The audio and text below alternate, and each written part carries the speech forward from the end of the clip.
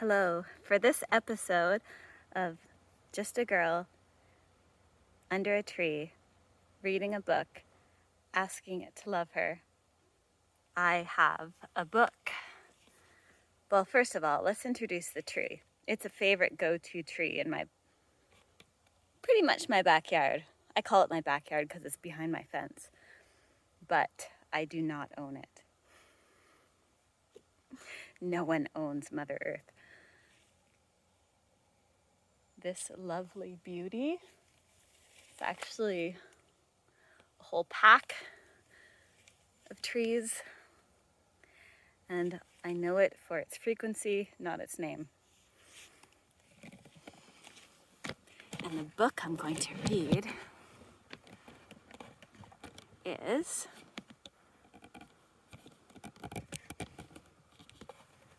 give me a minute.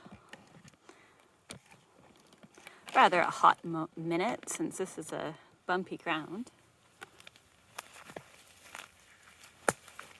Oh, and the outfit?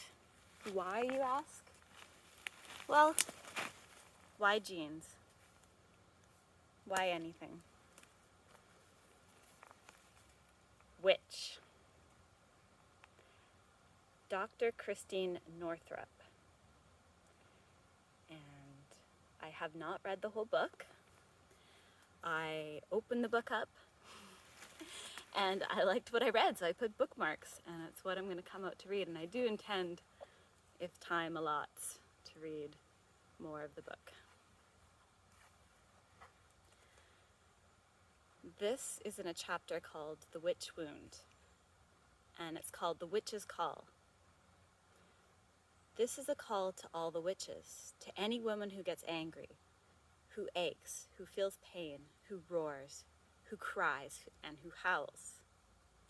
It's a call to any woman who sees herself in the millions of women who have burned and are still burning for the defamed womanhood. Feel the energy of the witch, the repressed feminine magic power, the energy of the wise and wild woman who holds secrets of Mama Earth, her cycles, her rhythms, her nature. Know that you're an ancestress of what is to come. Bring the witch back to life and into conversation. Come together in support of each other and not in competition. This will be what really messes with patriarchy. Women standing together and encouraging each other. And not in social media friendly photo opportunity way either, but having conscious, brave, and real conversations with each other. By calling each other in and not calling each other out.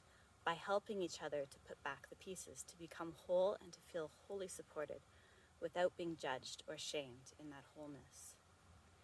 Remember, reconnect with, rewild, and reclaim what's rightfully yours. Yourself, your truth, your voice. This is necessary for both men and women. The entire planet we inhabit needs to learn from patriarchy's mistakes and wake up, listen, and take action on the wisdom of the witch.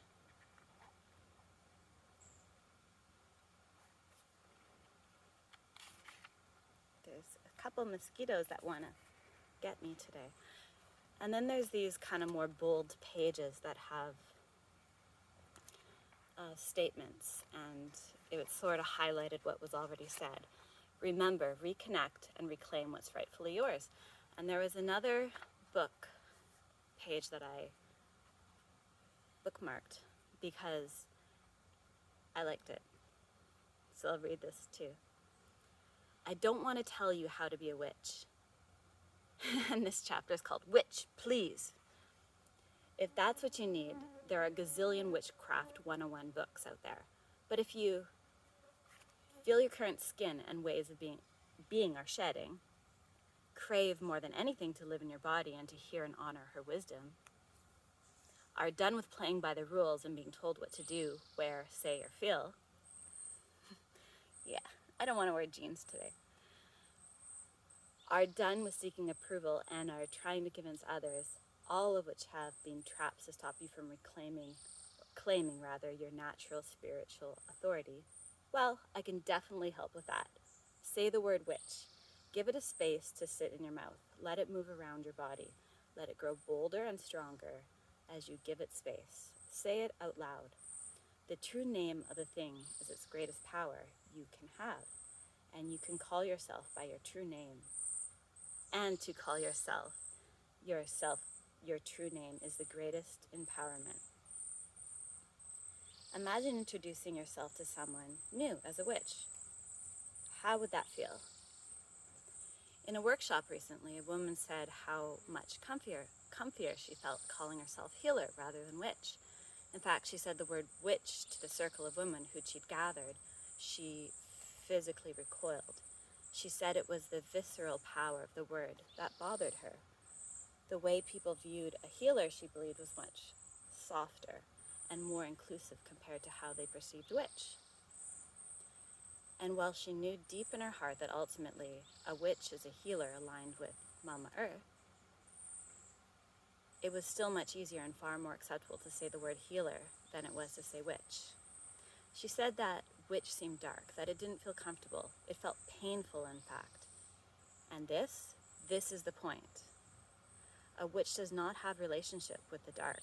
She's intimately familiar with her shadows because she knows that the only way we as women will ever be fully whole is by acknowledging the dark.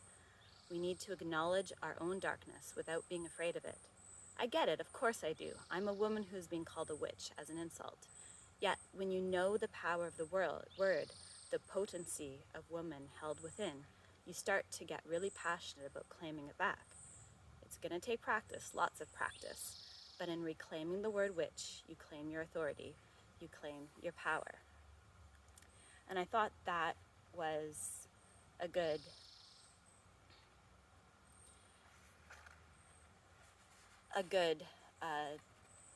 way to start or to instigate discussion, something I like to do.